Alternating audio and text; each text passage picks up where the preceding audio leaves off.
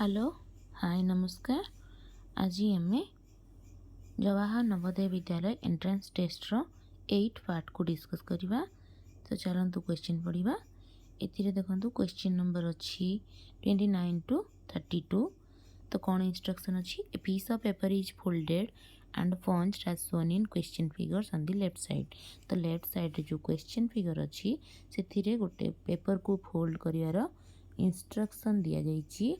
Paper T केमती fold होती तार स्टेप्स दिखाई and 4 answer figures marked A B C D are given on the right side. आउ चारिटा आपणकर आंसर फिगर राइट साइड रे दिखाई। तो select the answer figure which indicates how the paper will appear when opened. तो आमको कौन कर आंसर फिगर गोटे फिगर बाछिबार जोटा कि आमर देखो जदि आम पेपर टी अनफोल्ड करिया ता भलिया सी देखा जाउथिबो। तो एथिरे आपणकर 29 क्वेश्चन रे देखंतु ऑप्शन नंबर बी होची आपणकर करेक्ट आंसर। तो ऑप्शन नंबर बी को आम सर्किल कर दबा।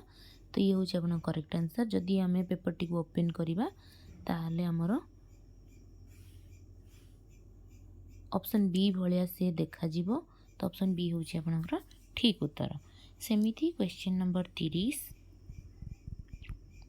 क्वेश्चन नंबर 31 और 32 निजे करने को ट्राए करंतु एवं आपण माने हमको तार ठीक उत्तरटी कमेंट सेक्शन रे लिखि जणांतु। आमे तार ठीक उत्तरटी आपणक सहित शेयर करिवो।